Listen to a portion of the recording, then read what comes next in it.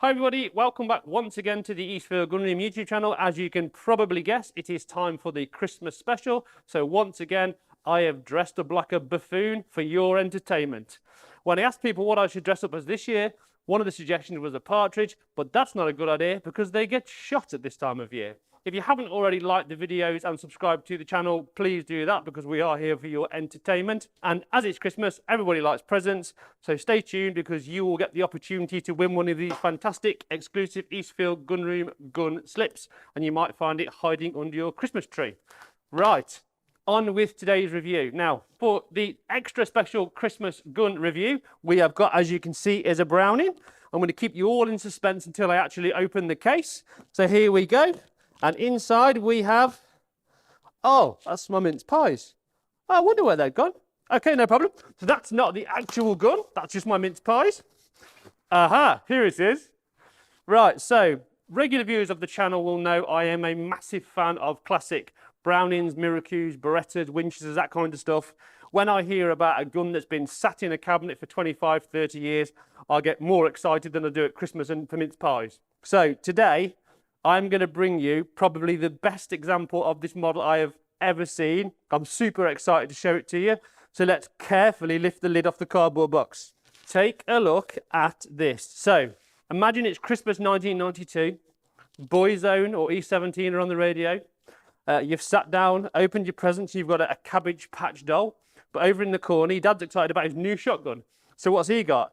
He's got a Browning 325. So before we have a look at this particular gun, I want to give you a little bit of history, as I always do, about the Browning 325. So the Browning 325 was launched back in 1987, and it was the successor to the Citori model. I'm talking about here in the UK now. And the reason the 325 was introduced is because the Citori was deemed to be a little bit heavy and a little bit clumpy. So what they did is they thinned down the whole profile just to make it a little bit lighter, a little bit more manageable, a little bit more nimble. So when they initially launched the 325, there was available in a grade 1, which is, as you would imagine, quite basic minimal engraving on it. There was also a grade 2, appeared a little bit later, which have got a quite a subtle minimal game scene. The grade 3 we're going to look at today, which was a massive step up in my opinion.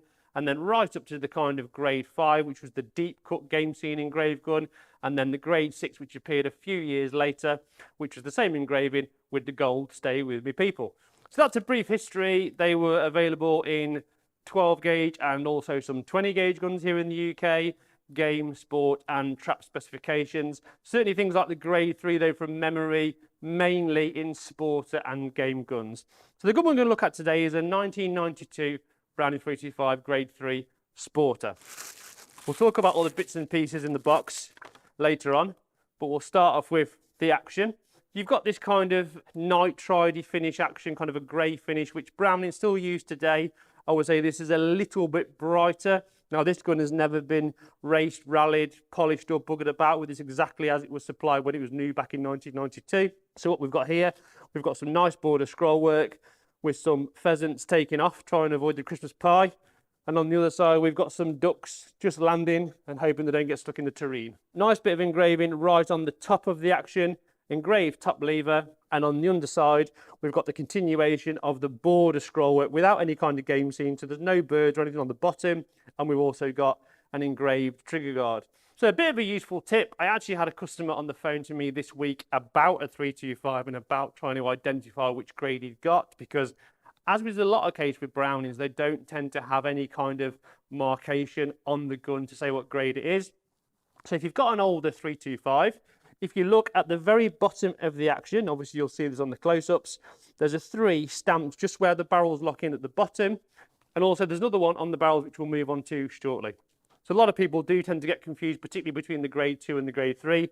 The easiest way to remember it is basically the grade 3 has got engraved barrel wings and the grade 2 hasn't. But handy little tip, turn the gun on the underside, look at the bottom of the action and the number of the grade of the gun will be stamped there. To finish off with the action, we've got an engraved top lever, and then on the back strap, obviously just the serial number, we've got NY, which denotes the year of manufacture of this shotgun, which is 1992. And then a manual safety catch with the traditional O and U and the safety. So even though this gun is over 30 years old, the actual design of the action, the deep body Browning, is pretty much identical to the current 525 There's a massive difference in the construction of the barrels, which we're going to talk about now. Okay, so we'll pop the barrels out of the box, and the first thing you will notice is when compared to a modern sort of 525 is this gun has got a much wider rib. So traditionally the 325 had a 12mm sporting rib. Yes, we've got the tram line. Yes, we've got the centre bead, ventilated rib, but not ventilated barrels.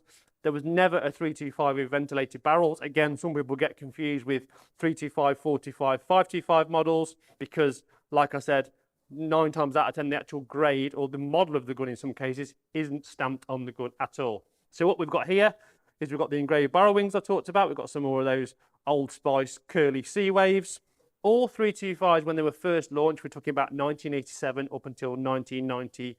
This is actually probably quite a late one, were in Vector multi-choke. Now that's Browning's classic traditional shorter version of multi-choke, whereas of course today they favour the Invector Plus, which goes along with the backboard barrel. So with this gun we've got Invector multi-chokes, we've got 18.4 bores. Now what's quite interesting as well is if you look here, we've got a 3 again stamped on the barrels, which again denotes the gun is a grade 3. We've also got just above the serial number, we've got a C. Now that means that the barrels are chromed because not all Brownings at this time were chrome lined. Interesting really, because you'd have thought, you know, it was only 30 years ago, everything should be chrome lined to stop it from pitting, but they weren't all chromed. So if you've got a little C on the end, that just confirms that your 325 has got chrome lined barrels. On the bottom of the barrels, there's nothing at all. We've just got the standard lumps, which of course lock in the bottom of the action with the traditional Browning bolt locking system, no engraving. And on the other side, we've got the 18.5, sorry, not 4 bores, and the London proof marks from 1992 when the gun was originally proofed. And finally on the right hand side we have got model 325 SP, which is sporting, 30-inch 12 gauge 2 3/4 inch chambers, and obviously we've got Browning on the barrels as well. Now the most exciting bit about the 325 is these barrels are actually chopper lump or monoblock, and that basically means it is one piece of metal. If you look at a modern gun, what they tend to do is they tend to get the lump and sleeve them into the block, into the chambers, whereas back here in terms of production, Brownings, Miracu's, old 6000, 7000 were all chopper lump barrels, and that just gives that extra bit of quality in my opinion, and that explains why these guns are so sought after. One more thing, the quality of the bluing on these older guns is also excellent. I can only assume that processes were probably slightly different 30 years ago, because 9 times out of 10 with these Brownings today, you don't quite get that such a deep luster. I could be wrong, maybe it's an optical illusion. I do get those, I'm a bit mad. But for me, this has got better bluing on than you'd get on something like a modern 525. And also, as a final point, you can just see on the bottom of the barrel, we've got the barrel loop where the forend locks in, virtually, you know, unmarked, because this gun has had no use whatsoever. So we pop it together. Now, interestingly, a bit more history is the 325 actually ceased production in 1993 with its Invector Plus chokes, and the 425 was born. The actual difference, the main difference, the principal difference was the barrel construction, because they went away from chopper lump to demi-block. I like to talk quite a lot on this channel about weighting, particularly with sporting guns, and very, very similar to a modern day Browning like a 525. This comes in at £7 11 ounces, which again at the time was pretty much bang on the norm, what you would expect from a 30-inch sporter. Now in terms of balance, you may have heard me talk about this on the channel before. Brownings are traditionally a little bit nose heavy. This gun is no exception. So £7 11 ounces, it's completely unaltered, there's no weight in the back. It will be quite easy to put some weight in the back, or although it'd be very sad to spoil its originality, you could of course put a heavier recoil pad like a Kickies on, and that will just give you a bit more weight and just tip it slightly back of the hinge pin. But traditionally, Brownings have got this kind of stigma attached to them, and I think this is one of the reasons they kind of made the barrels lighter on things like the XS Pro, is because they are a bit barrel heavy. Trigger adjustable, it's exactly the same system as you get on a current 525. It's basically grub screw through the bottom, whiz it out and wang it up wherever you want it to be. So woodwork, now as you will probably know, a few years ago Browning went from these plastic butt plates, which I'm not a huge fan of, to the Inflex recoil pad. I think it was about 2012 or 13 from memory. Back in 1992, this is how they did it. So you've got a plastic butt plate with of course the Browning logo. Those screws have never been touched. And onto the wood itself, really nicely figured. Like if you bought a grade 1 or a grade 2, it was quite plain. The grade 3 was a real step up. You know, again, if it were grade 5 was too much of a stretch for people, this was a really nice halfway house. If you think back to the Miracle MK38 competition, which is a grade 3 engraving, you get enough going on in the action, a nice upgrade on the wood to just make for a nice, presentable gun. So that particular piece of wood is, I would imagine, is European wool. I don't think it's American looking at the coloration. It's got some very nice red tones in it, some nice black streaks. It's very strong in the head. Now, apart from these very sort of light zip marks and pressure marks on the gun, on the stock, which of course can be caused by zips, press studs, that kind of stuff, usually from clothing, to be fair.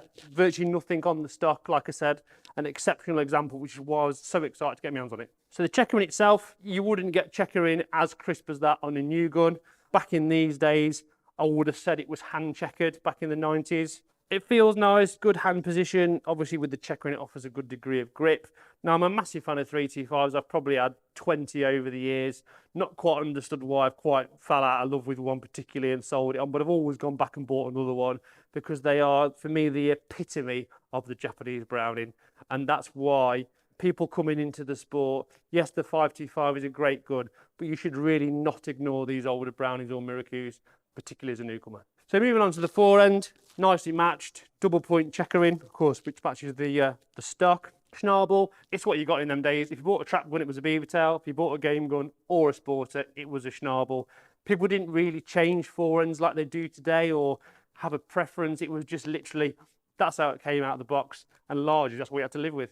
Tiny bit of engraving on the fore end latch there, and it's worth pointing out, if you've got one of these older 325s and you come across a cracked fore end, when you replace it, you do need to get the one with the extra screw in the bottom. Yes, you can use a current 525 fore end, but it will require some machining by a competent gunsmith, not me.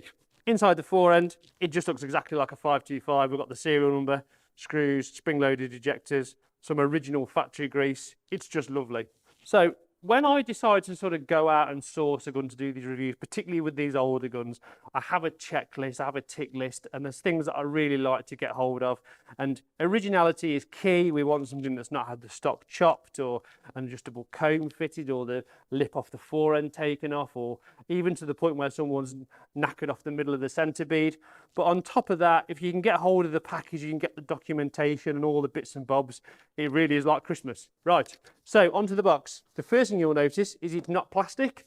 Of course, back in 1992, if you bought this particular model, you would have ended up with a cardboard box. It was as simple as that. Yes, you could buy a case, but that was extra cost just to chuck it in the loft. We have got B325 over and under shotgun, the fact that it's got Invector chokes in it, the fact that the safety is non-auto and it's a grade 3, 30-inch barrels, 2 3/4-inch chambers, and of course we've got the Morgan Utah Browning address and the serial number, just to prove that this gun ties in completely original, and it's also obviously a one-owner gun.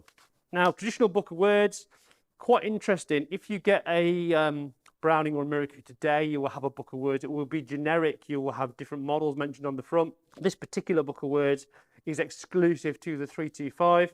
So there's an exploded diagram in there. It tells you how to put your fore end on and off. And then the rest of the bits and pieces in there. I think there's also a list of parts, which is very nice. Again, all original. Then, and I've not seen one of these for a number of years, I wish to join the Browning Owners Club invitation membership card. So for £10, you could join the Browning Owners Club. You get a little badge for your skeet vest. You've probably got a newsletter, reviews on which the best Ford Sierra was to buy. And it just, again, it just adds to the fact that it's all original. It's been cherished, been looked after. And then we move on to the sticker. Now, well, imagine back in the 1990s, the prime use for this might have been if you got like a generic hard case to put your 325 and you might have stuck it on the corner, just so everyone knows you've got a Browning. Other than that, who knows, you might have stuck it on your greenhouse window. Now, this is interesting. A lot of guns used to come with this. This is Ferrobrite. Now, this is paper, which is basically to avoid the gun getting rusty, any kind of corrosion when it's in transit. And again, back in these days, you would almost certainly get some with a Browning. I think Bretta used to provide it as well, and definitely Perazzi. Bit of a boring fact.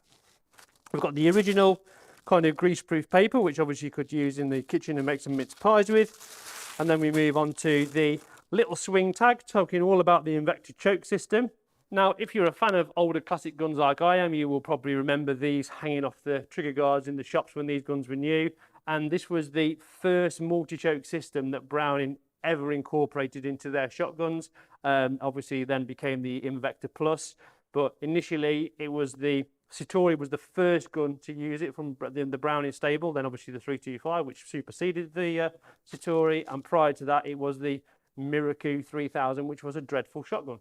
More goodies, a gold Browning booklet, which is a bit like a V5 vehicle certificate because it's got the serial number of the gun, what it is. Now the bad news is the person that bought that gun originally hasn't filled in the warranty card and sent it off, so sadly there's no warranty with it.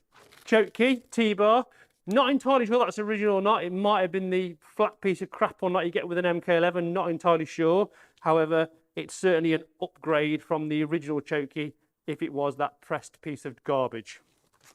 And into the original choke box or sleeve, and we have got an original spare gold trigger. In fact, there is the original choke key in its little furry holder, and we've got an additional 4 Browning Invector chokes, and of course the Allen key to adjust the trigger with. And that pretty much wraps up this pristine example of a Browning 325, which I, along with many others, will regard this as the best mass-produced Browning ever built, without a doubt. I'm sure people watching this channel of a certain age will have fond memories of these guns. They may even have one in the cabinet now. It's one of those guns that it just lives on forever. You're never going to need to swap it. Yes, the 525 is a great gun, but the difference when you pick one of these is because there's just a bit more soul, if that makes any sense. So there's your Christmas present from me, Matthew Morgan at Eastfield Gunroom. We've got an exceptional example of a 325. Now you might remember at the start of the video, I did say that you could win one of these swanky Eastfield Gunroom gun slips. Now, here's the question. At the start of the video, I mistakenly took a silver Browning case for having a shotgun in it, but it was full of mince pies. Now, I'm not going to make this easy. What is the ratio of puff pastry to short crust pastry and mince pies in that case? Comment below with your answer and we will pick a winner in the new year completely at random, and we will send you this lovely gun slip in the post. So just to recap, what is the ratio of puff pastry to short crust mince pies in the Browning box at the start of the video? All that remains for me to say is thank you for watching. I'm going to zoom off in a minute and have a sherry and take this flipping horrendous beard off. If you've got any questions about this particular gun, please do comment me directly. Details are on the screen, or anything shotgun related, hit me, I'm happy to help. Don't forget to check out the website. Don't forget to like and subscribe to the channel if you haven't already done so. And from me, Matthew Morgan at the Eastfield Gunroom, I wish you a very Merry Christmas, and I'll see you again soon.